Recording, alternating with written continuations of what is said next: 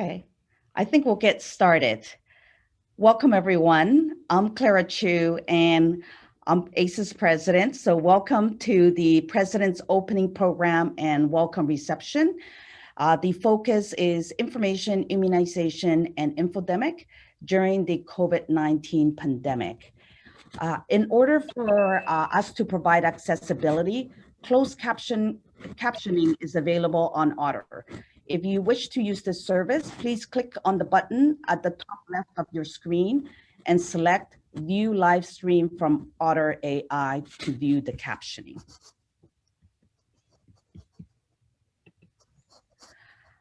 In order to get us started, I would like to begin today that I'm joining you from the University of Illinois, but I also want to have the possibility of recognizing and acknowledging that I join you from the lands of the Peoria, Cascaya, Piankashaw, Wea, Miami, Mascoutin, Ottawa, Sauk, Meskwaki, Kickapoo, Motawatumi, Ojibwe, and Chickasaw nations. These lands were the traditional territory of these native nations prior to their forced removal. These lands continue to carry the stories of these nations and their struggles for survival and identity.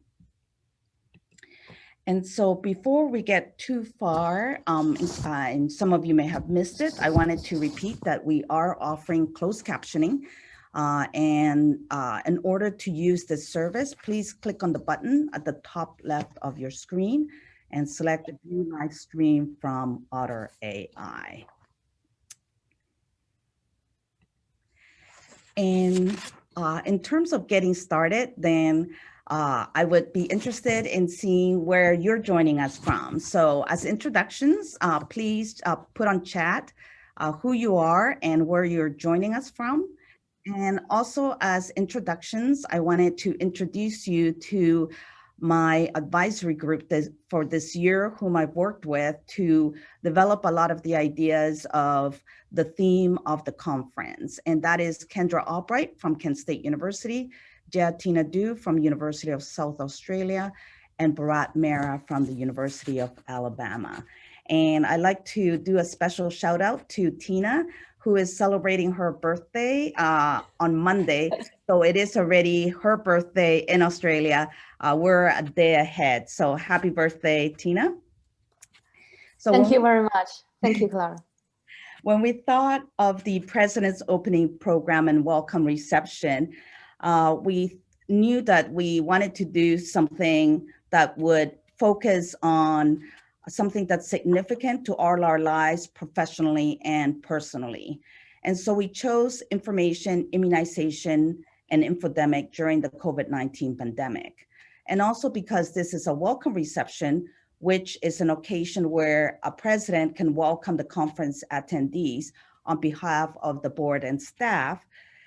So this would allow you the opportunity to get acquainted in a casual environment and start to network. We decided that the format would be a meet and greet conversation. Of course, usually food and beverages are served at a reception. So I invite you to have something to eat and drink where you're at as we engage in the next hour connecting and becoming conference friends. So let's get started. So focusing on one of the areas in the title of the session, how many of you have heard of infodemic? And if you have, just type in either a yes or raise your hand so we can get a sense of what that is. And so if we think back to this term, infodemic was first coined by Gunther Eisenbach, and he is recognized as the first infodemiologist. And so fast forward from 2002 to when he published about this to the current pandemic, then we see that this particular topic has been picked up again. But as Gunther indicates, what we have learned in 20 years of infodemiology research is that the quality of health information is an elusive concept as in medicine. The truth is not always easy to determine, especially in a rapidly evolving situation. So what is an infodemic. So an infodemic is a situation where, because of the global nature and its impact in terms of the transmission mechanisms as in a pandemic, then an infodemic is used to denote a rapid, large-scale dissemination of all kinds of health information and misinformation through a variety of media and information channels. So this overabundance of information, some accurate and some not, makes it harder for people to find trustworthy sources and reliable guidance. So the global impact that such a situation can have, then it's a threat for public health, and therefore we need to find a solution. And so this then calls upon us to address a new field of research that is evolving. And this will allow us to cope with infodemics. So this field not only allows us to cope with this, but we require novel, complex synthesis of specialist knowledge from many different disciplines. And as you can see from the resource that's at the bottom of the slide, then many different journals have come together in a joint call for papers. So different disciplines have decided that they all want to focus on infodemiology and how each discipline views and is trying to find solutions. So I was going to talk about information vaccine and how this phrase came about, because we're going to be using that in our discussion, I hope. In the early days of my research with Dick Kawuya, who's, for those of you who know him, he's at the University of South Carolina, but he's originally from Uganda. And he was a doc student at the University of Tennessee, and I was a young assistant professor, or maybe I wasn't young, but at least I was an assistant professor. And one of the things we were interested in was trying to understand how Uganda had been able to reverse the prevalence of HIV without antiretrovirals. This was before antiretrovirals were really widely available. And so we spent some time researching there and found a number of different things that had been responsible for that were all behavioral. So before those antiretrovirals, Uganda was the most successful country in the world at reversing the prevalence of HIV through behavior change that was attributed to what they called an IEC strategy, which was information, education, and communication.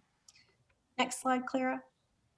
So I called this effect an information vaccine, which is what we're going to use today to describe a solution or to look for solutions to an infodemic. So when we don't have a known cure for a disease like HIV/AIDS, or in this case, COVID-19, information is really the most critical tool. It serves as the only quote unquote vaccine to prevent the spread of the disease. So now what we'd like for you to do is we're going to break you out into groups so that you can have some conversations about this, where you'll introduce yourselves and pick a particular reporter who's going to write at that website the answers to the questions, or you can send them to at that email address. So then what you're going to do is ask the two questions that you see here on the slide. What experiences have you had with infodemics? What kinds of evidence can you provide for that? And what do you propose as the information vaccine or multiple information vaccines? What kinds of ideas and solutions do you see that could help with addressing the evidence that you identify for the infodemics? So we will have 20 minutes. You'll have 20 minutes in your groups, and then we'll come back together and your reporter will report out just some of the ideas that you guys came up with, the top 3 ideas, or maybe a few, or depending on how many groups we have. So I think we're going to go ahead and move now, 20 minutes, and then we'll come back together.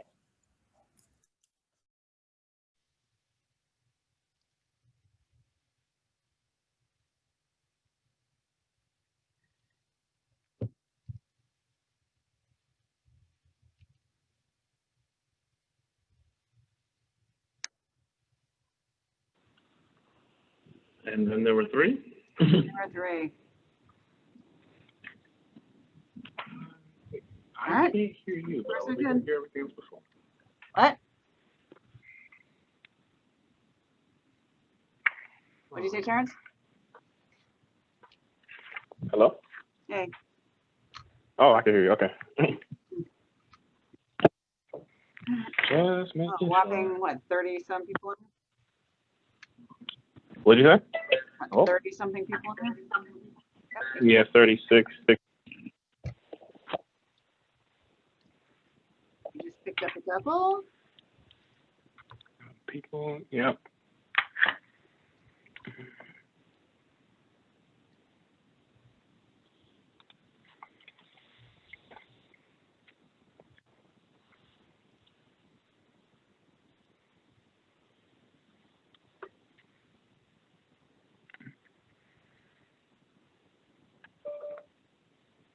Oh, wow. Okay.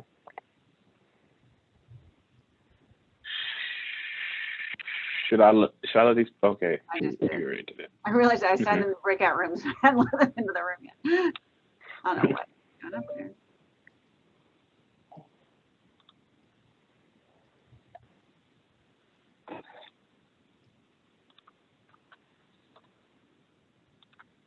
For those of you just joining, you've been invited to a breakout room.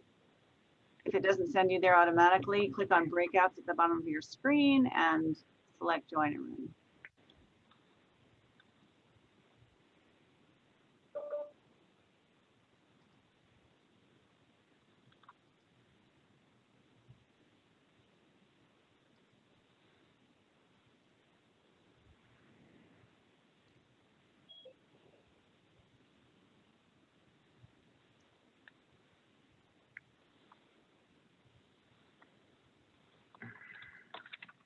Jane and Jessica, if you could click on breakout rooms at the bottom of your screen and join the one you're assigned to, that would be great. Hey Val, we're in a breakout session right now. So if you're assigned to a breakout room, so if you click breakout rooms at the bottom of your screen, there should be an icon that says breakout rooms and it'll say go into room, okay? You don't have it? Let's try again. I gotta figure out where I put you. Nope, she must have gone over there. All right, next people have to go to room 6. I'm really low on people in room 6.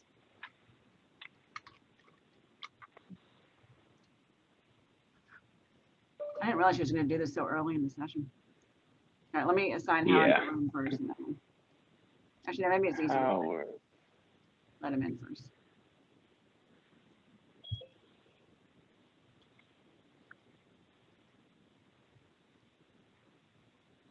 Yep. Yeah, I gotta let him in first, and then it'll throw him straight into me. Okay. It must be weird for people just coming in. They're like, "Where is everybody?" Should I put Rachel in room 6? I haven't heard that. So you can assign people to rooms now? I was just about to say, no, I can't. I clicked it and I thought it now the breakout rooms thing is at the bottom, but I still can't do anything. It allows me to join it, but I can't move people around and or make them anymore. Will it let you join? Any room you want? Let's see. I'm gonna try room 6. That seems like a safe room. Let's see. Yes.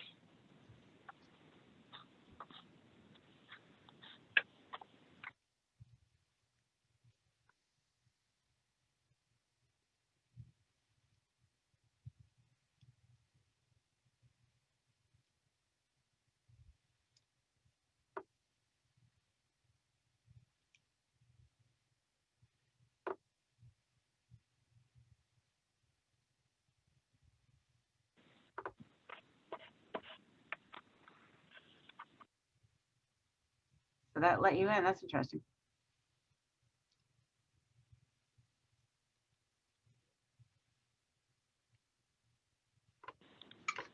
It allowed me to join, yeah. Okay. So you could pick which room you wanted to go to, and it would let you. What? Oh, it's Or if I check that box off. oh, okay, you're talking about that. I thought I was losing you. No, I'm here. There we go. Okay. Volume. Okay, we're good. Finally.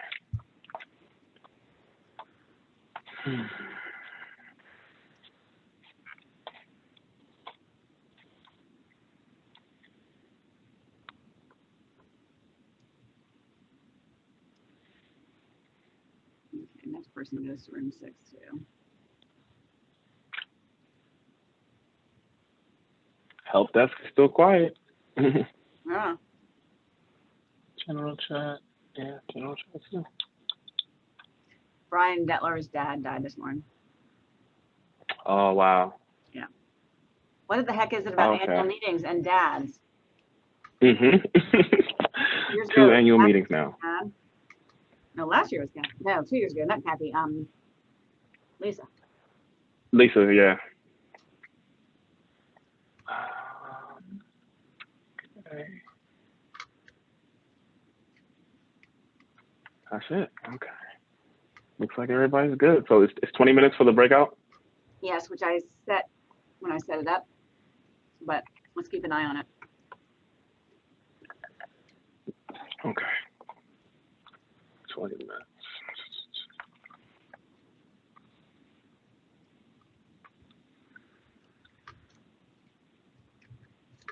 What happened with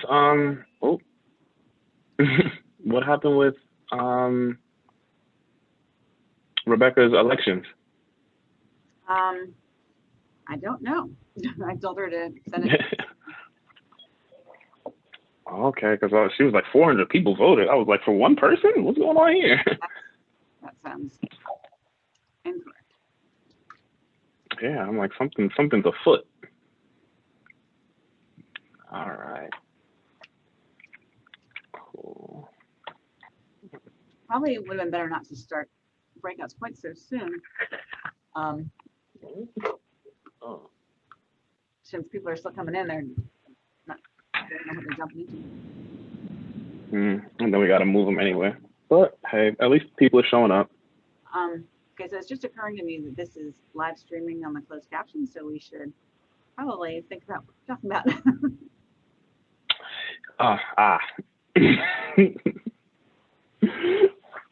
For anybody who's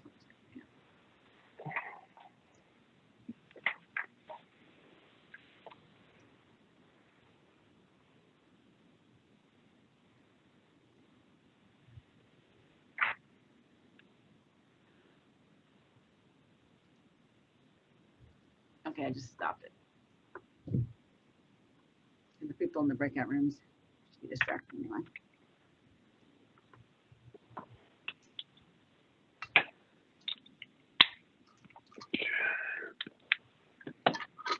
I have to remember to restart it. All right, I'm gonna put my cheese in the refrigerator while we're sitting here. Okay.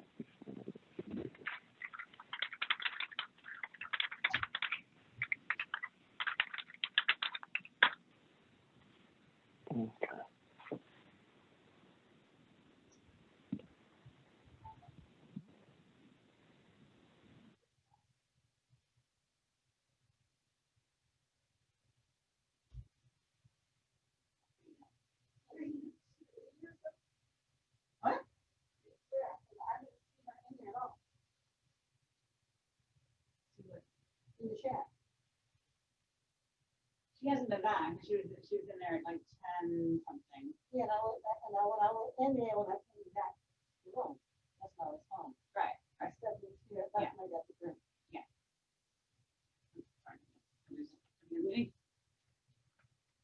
What do we got? Daniel Delmonic.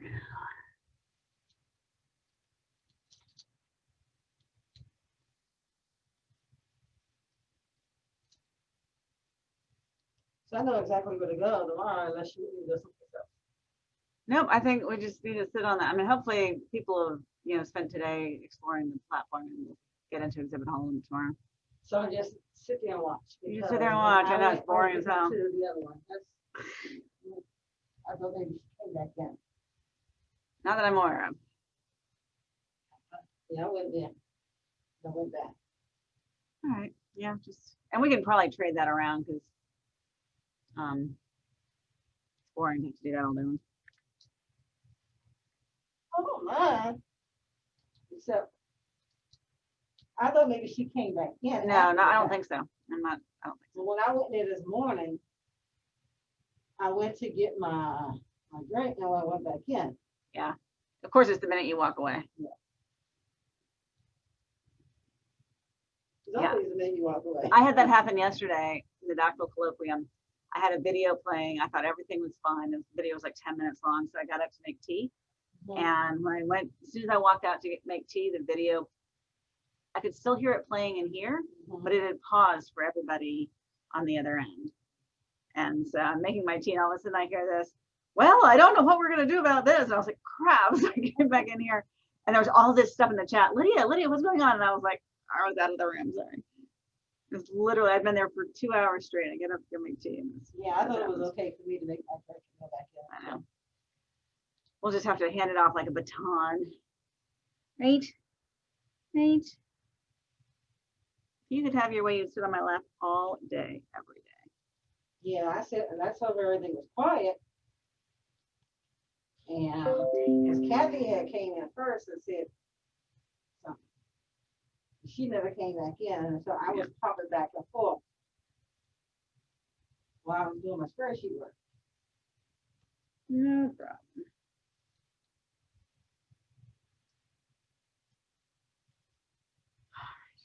So I just sit there like a zombie tomorrow. Yeah, pretty much. And we haven't had a single phone call today, have we? Nope. Phone didn't ring once. Amazing. So I guess for the most part, people are able to get in and not having big issues. So that's good. Yeah, the support desk has been pretty much crickets too.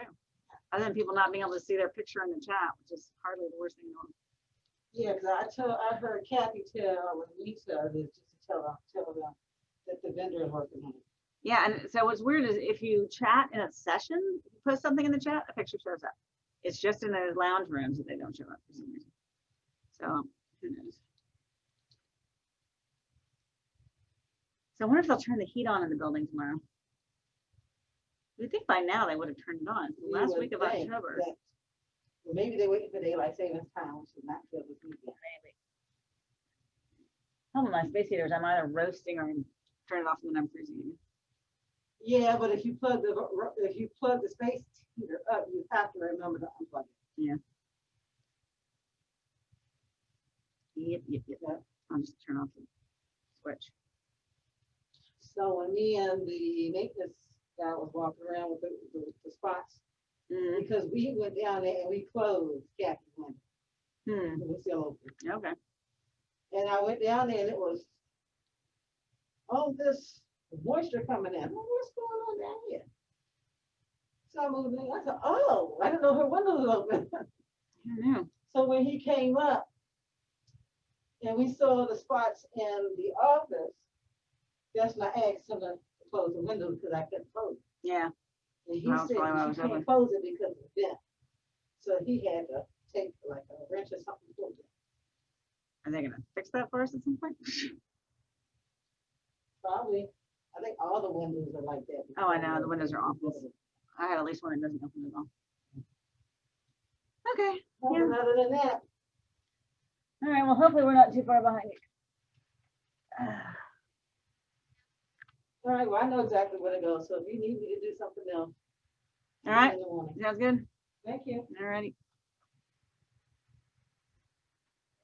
Terrence, can you hear me? Oh, you're just muted.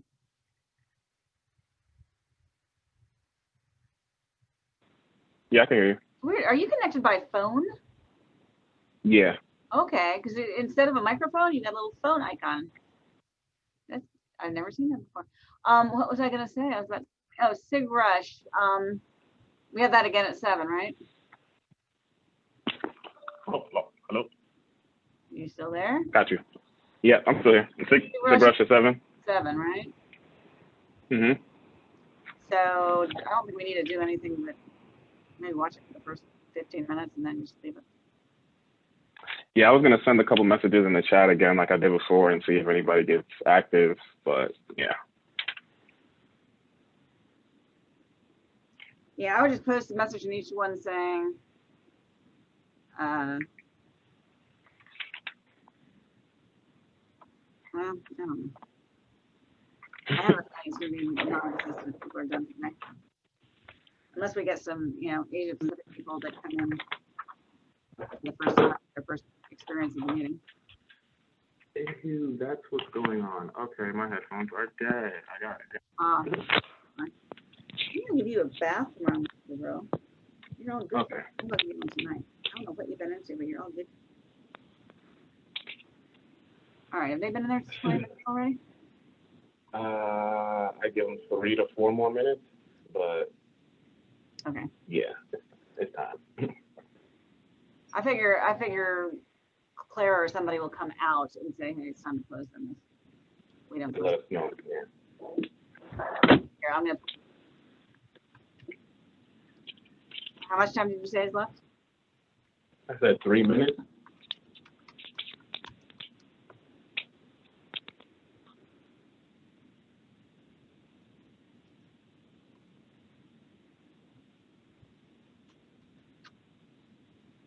Yes, you're all schmutzy. We're gonna have a bath tonight.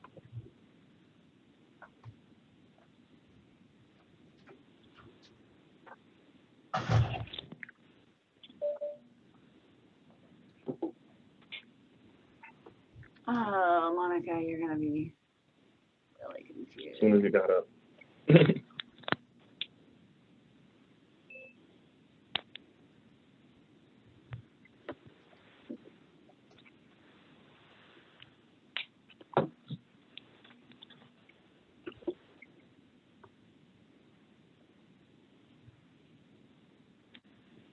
You know, I'm worried that I'm trusting the system to close itself, but what if it doesn't? There should be somewhere I can see a countdown. I see the countdown. You do? Oh, because you're in a room. But, oh, no, I do. 2 minutes, 31 seconds. I do. All right. Yeah, I got to remember to bring a sweater or something tomorrow. I don't know if I didn't pack warm clothes. Oh, I've got a sweater. Yeah. You okay? Yeah, I just kicked my face here across the room.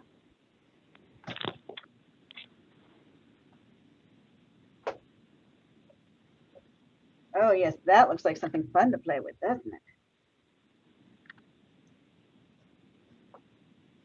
Okay.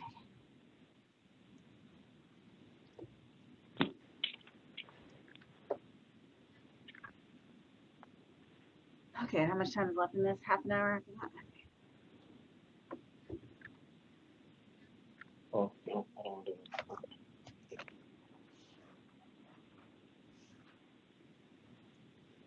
We would have been, okay, this is a note for future. We would have been smarter to do SIG rush after the SIG cabinet meeting. Mm-hmm. So we could remind everybody what it's all about. Mm-hmm. And to talk, and so they can actually talk to people about it too. Yeah. To say, make sure you have the next room the whole time. All right, I'm not going to throw Nitin into a breakout since we're just starting out. Got it. 1 minute on the dot.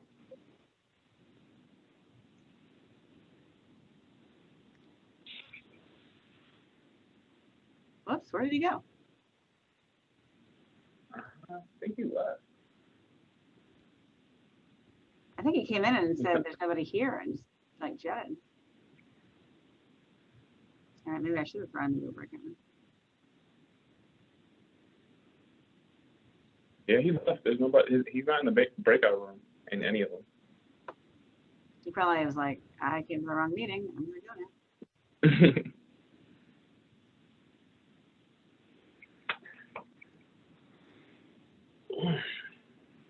Now, I was thinking that when you consider that only about 150, 200 people have really engaged with the meeting so far, but you think about how many have paid for it, this is a pretty,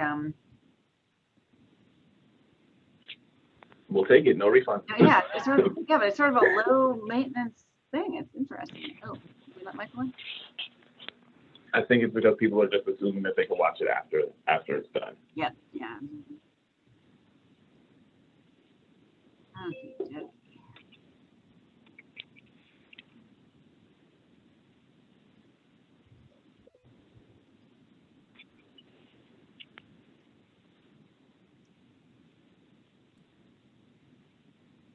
all right, we have 25 seconds left on the breakouts, and then everybody will fly back in.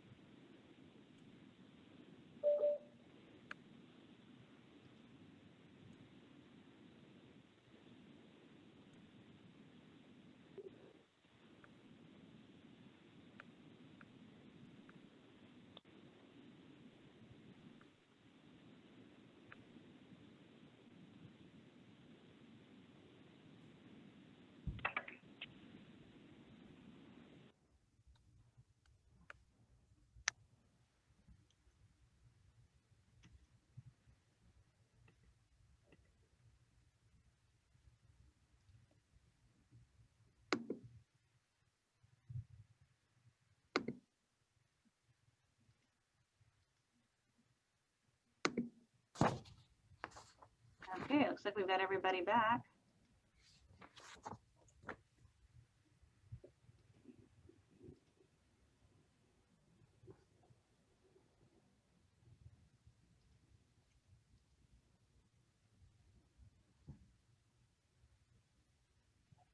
Okay, Claire, everybody's back. Okay, so we'll turn it over Right. to Tina and Barat. Should we have the slides? Ah, thank you. I forgot I was controlling the slides.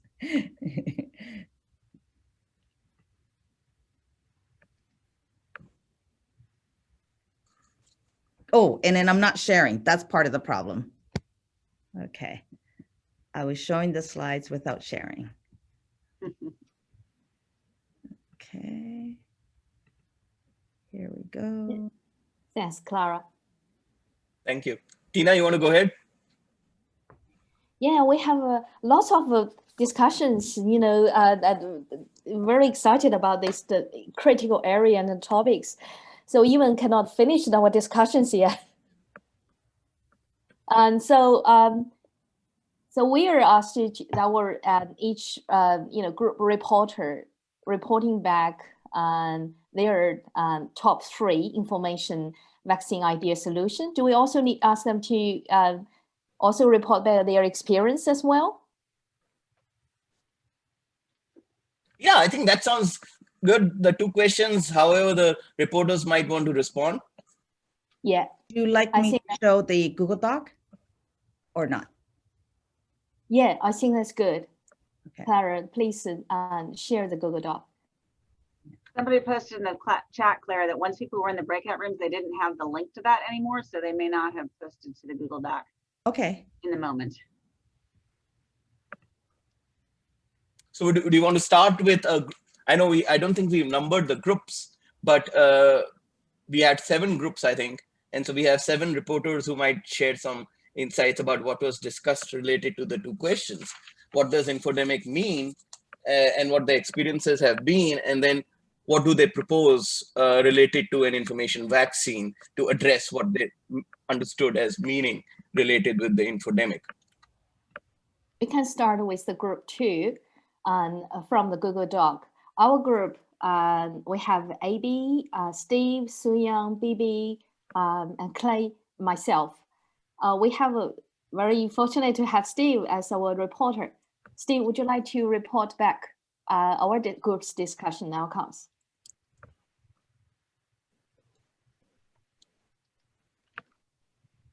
Can we see the Google Doc screen? It's being shown. Can people see it?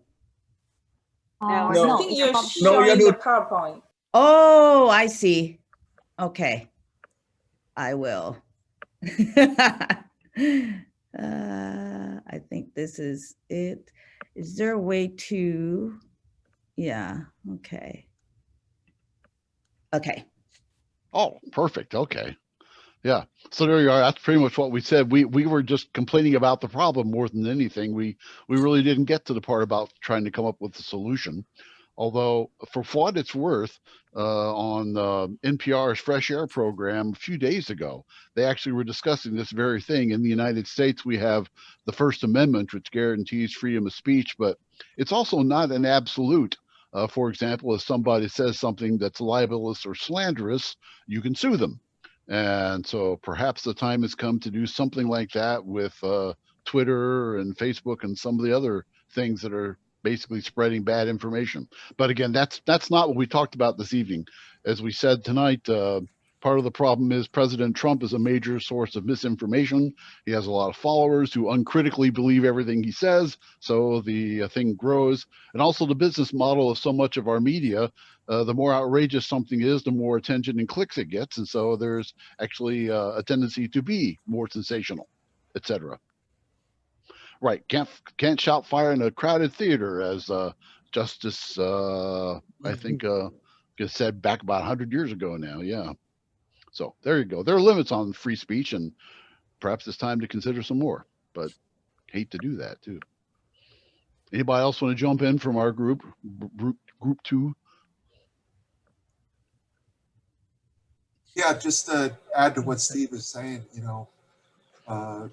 we have the First Amendment in the United States, and that does guarantee free speech. But when we say vaccine, you know, it would, we don't really want to do censorship. On the other hand, and I don't know if we could, because, you know, the internet allows people to communicate from all over the world. It's not just within our borders. So the only thing that we could come up with is education. One of our members of our group spoke well on that, Bibi. And we think that this information literacy has to get pushed down into the middle school levels and the high school levels. The undergraduate college is just not going to be sufficient. There's so many people who don't go to college. I would also say that for a lot of people, facts and education won't help. They think with their guts instead of their brains. You know, of course, this is all because of the Chinese. That's what they want to believe, and you can prove that that's not true, but it won't change their minds. And I don't know how to deal with people like that. When you show them they're wrong and they can't accept it, yeah, I don't know how to deal with that. Should we have another group speak? I know Dr. Timothy Dickey was was agreed to serve as the reporter. Do you want to share what the group reported? Sure. I believe this was numbered group 1. We had Bharat, Jane, Agnes, Jinhuan, Lee, and one other person whose name I did not get, and I apologize for that. I think this person may have left.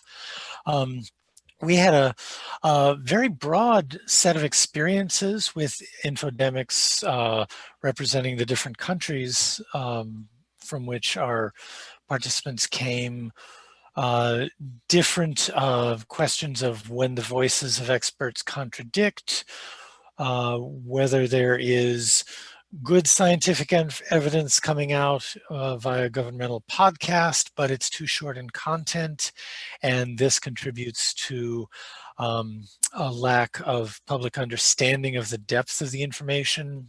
A counterexample of a location where there was a large amount of positive information, but perhaps because it was so large, so much information coming out, still pushed back in lawsuits against the authorities. We had notes about social isolation exacerbating the social impacts of the pandemic, the politicization of different messages being a problem from all of our perspectives, mixture of communication modes, and too many people following social media. Another problem pointed out towards the end of our discussion is when the experts get it wrong.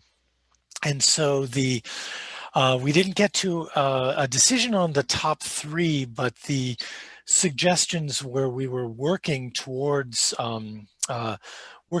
trials on an information vaccine, we were thinking about different factors about whether we're addressing behaviors or whether addressing evidence, whether we are trying to contrast a global infodemic or more local epidemics of information. And that got us thinking about education and literacy in information that is targeted and tailored towards the information needs of our communities, making sure that we're using the proper languages of all of our constituents, making sure that our messages are in a proper length, are in a good good explanatory mode, and that we can empower people to know when the experts are wrong, to do their own fact checking and trust their own instincts. So I suspect that where our vaccine trials would have ended up with a couple more minutes is into really tailored information interventions in the helpful words of one of our participants. That's great. So our next group, we invite, as Clara is your group, and June, Val, and John, Devin.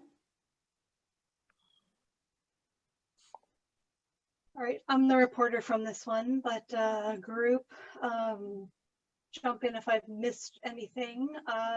So first we talked about our experiences with the idea of infodemics. We had a wide variety of experiences with the term, from people who had never heard it before this to people that have been going to conferences about it. We had a bit of a discussion about whether infodemic, and it seems to be sort of used in two different ways. One specifically in conjunction with an epidemic or health crisis, and then secondly, some people might use the term infodemic not necessarily about during a health crisis or epidemic, but just to refer to the epidemic of information or misinformation separately. So we had a bit of a conversation about that. We also discussed some related concepts, such as the idea of an inoculation against misinformation that you hear about in vaccine worlds, and information prescriptions that you hear about in health librarian worlds, where a clinician might write an information prescription, and bibliotherapy similarly, where libraries have been called on, or library social worker partnerships and other models to use information resources to help support health. So then we turn to what might be information vaccines in an infodemic. So we talked about the idea of these information prescriptions, particularly for folks who are in clinical care situations. Also various embedded librarianship models, perhaps to help inoculate healthcare professionals against misinformation and disinformation that they might encounter in their professional circles or from their patients. For example, a clinical librarian rounding with health professionals and providing them with updated information. We talked about the importance of information literacy, media literacy, and health literacy throughout the life course, starting in early childhood and being integrated through schooling, but then throughout adult life as well. The idea of building trust, that building trust is more important than providing information, and that perhaps trust is the information vaccine. And then got into a bit of a discussion at the end about how to pop sort of information bubbles, if you will, and what might intervene to do that. So, for example, regulating media or social media platforms, or creating social media aggregating platforms that could be more with the social good and less with capitalism in mind. Or can libraries play a role since they service broad swaths of communities? Sorry, my page is jumping around on me a bit. And a little conversation of convergence research as a good way to move towards popping bubbles as well. Any members from that group who want to share some thoughts additionally before we move to the next group? I think on the list, what I have is the next group, 6, Isaac, Ron, Phillips, Eileen, and Howard.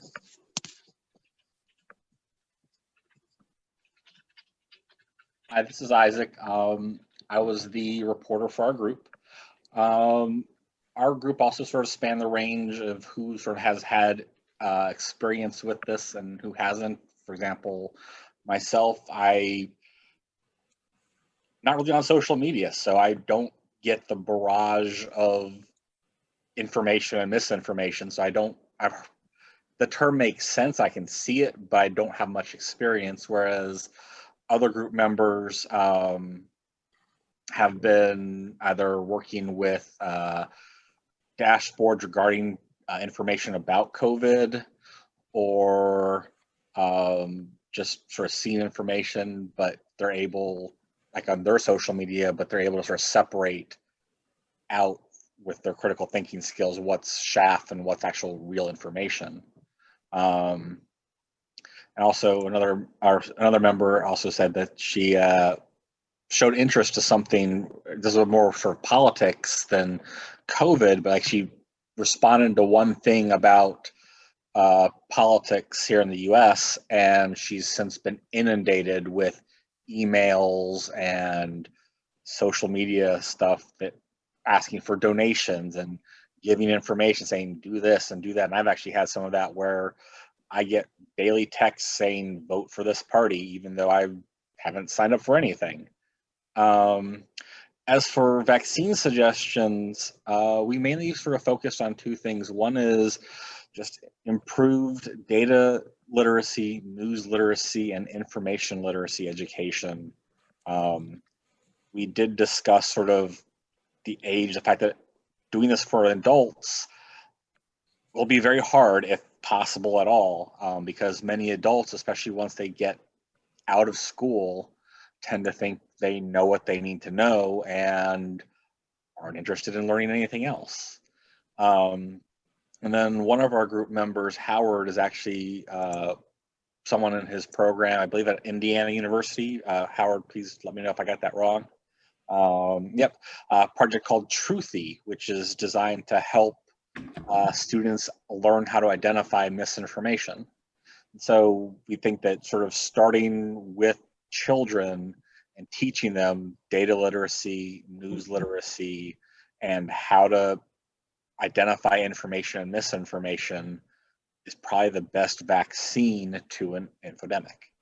And that is all that I have. If anybody else in my group would like to jump in, please do.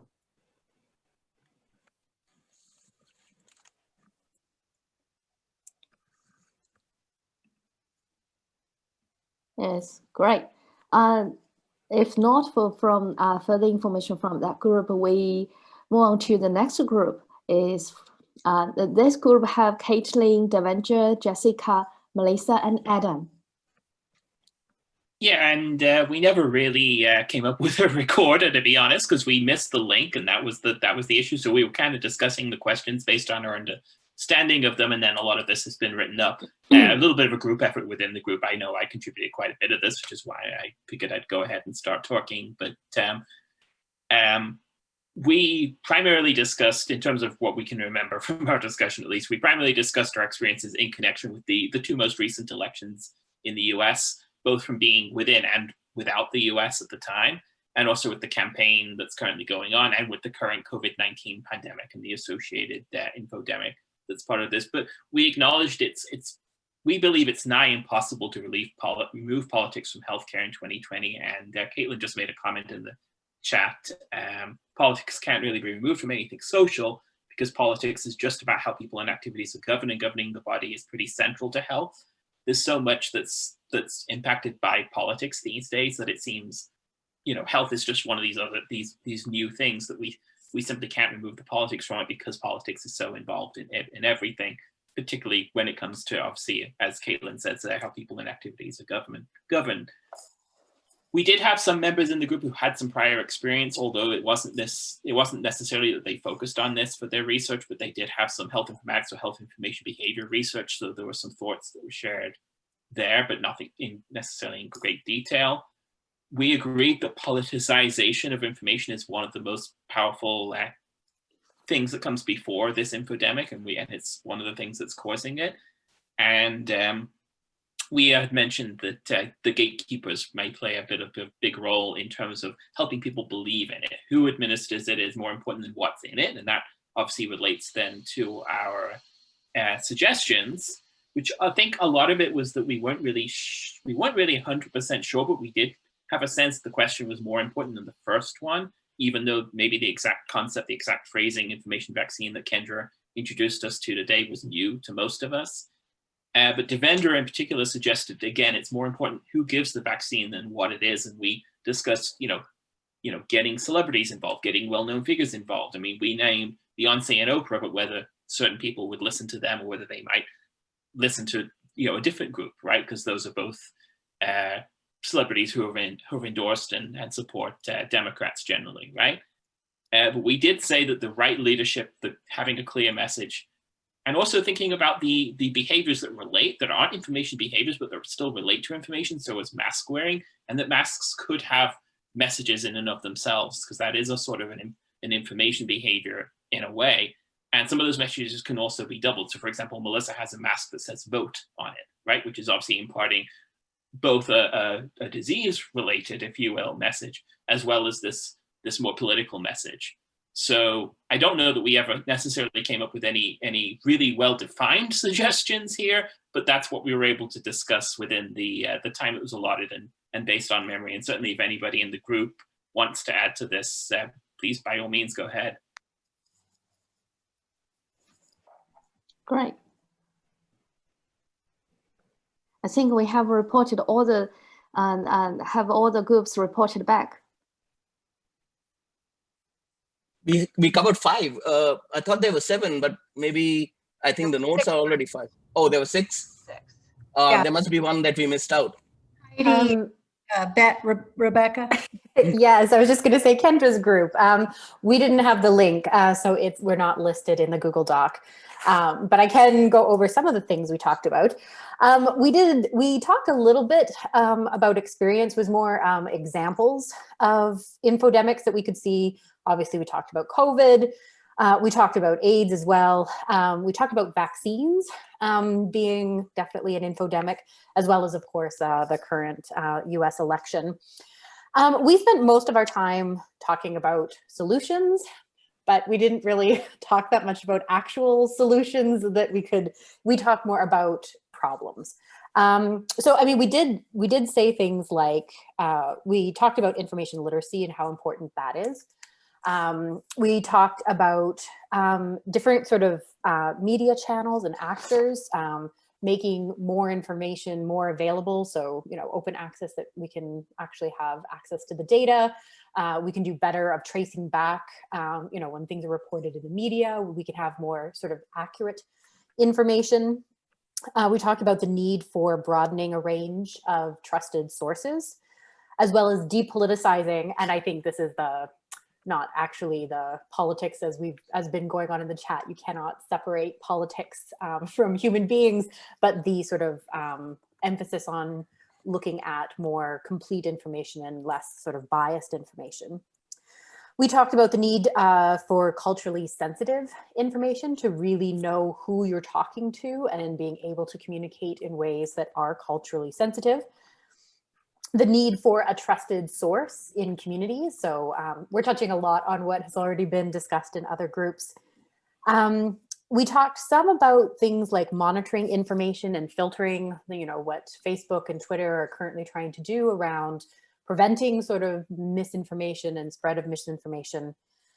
But we came to what other groups have already talked about, this real issue of, we can have these excellent sources, we can have, more information available more freely to more people, but when we run up against people who are not really interested in paying attention to evidence and all of these kinds of things, that essentially a lot of this becomes a wicked problem, as the term has been used.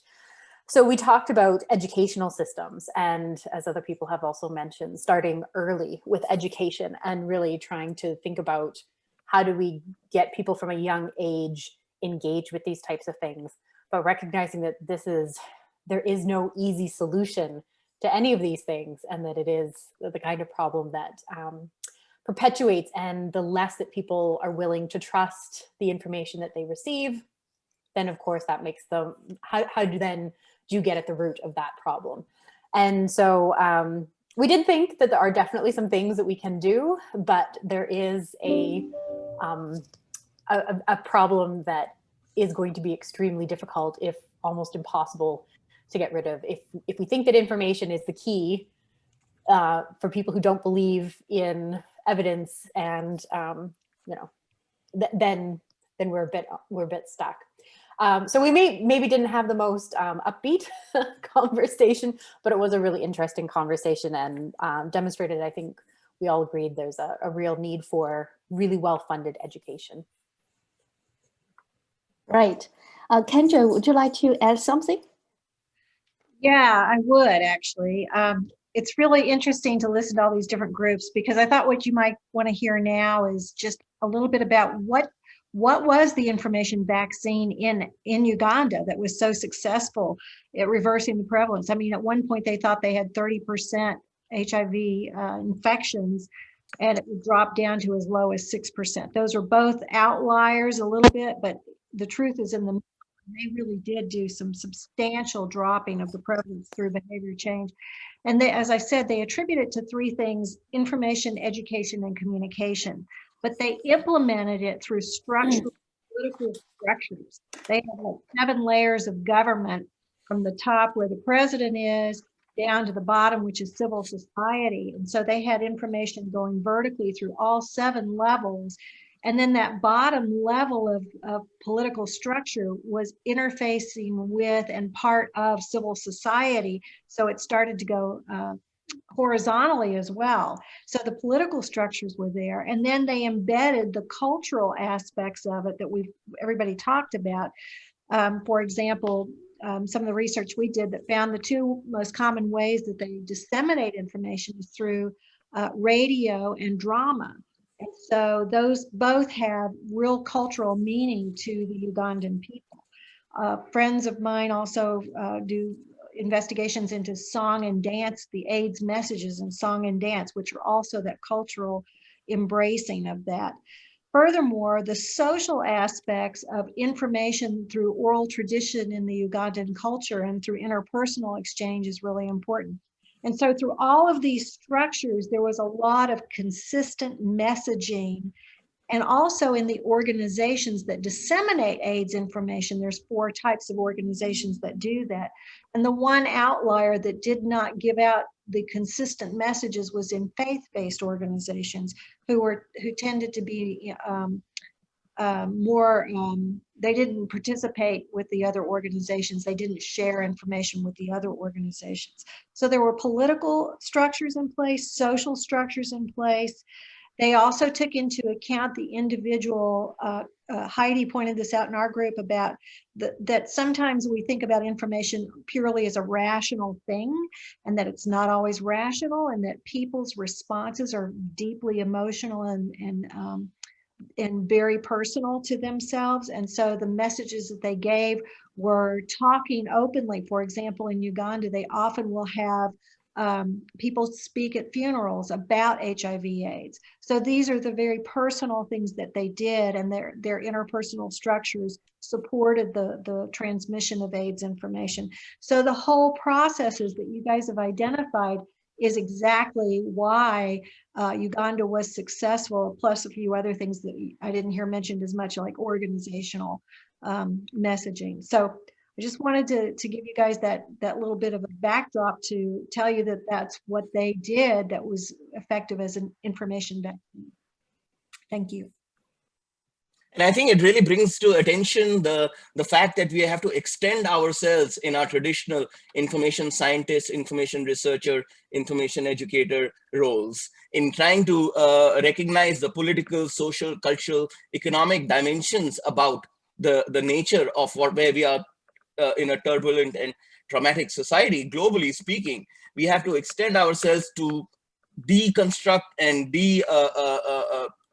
reveal those different layers beyond what we traditionally used to do. So I think that's my takeaway from some of the comments that I've heard. And I've also, the last one is that our lived experiences, our roles as scholars and educators, and our roles as human beings who are socially isolated and immersed in this reality of messiness, is something that we, as a profession, it's unfortunately a situation that we are in. So it's a challenge, but it is a potential opportunity for us to move outside our earlier modes of work to be able to make a greater impact. Tina, please feel free to jump in. Yeah, indeed. I think you're right.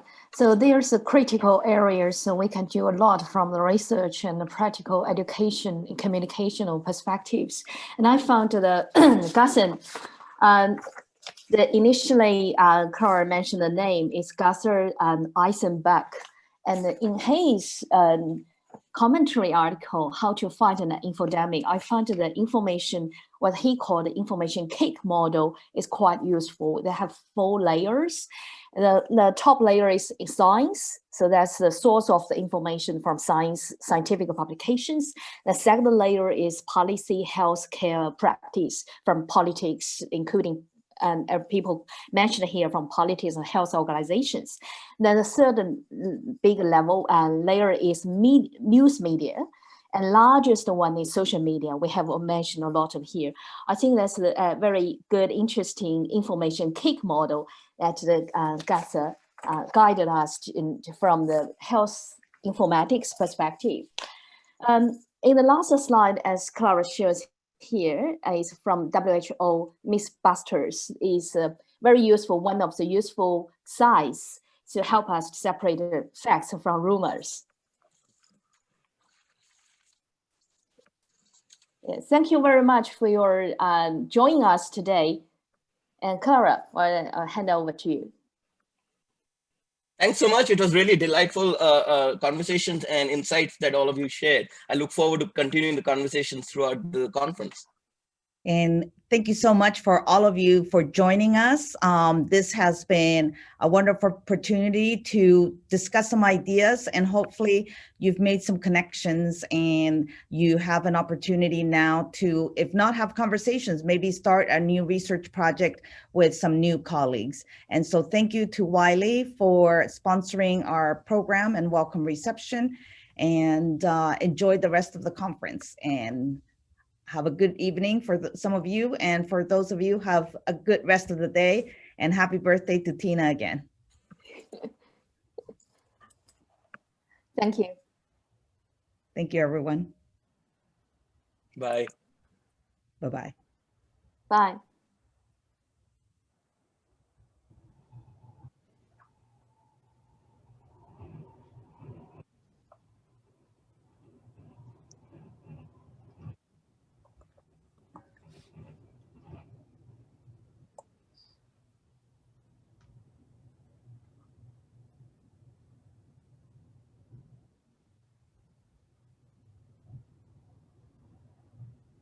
Happy birthday, Tina. Thank you. Thank you very much.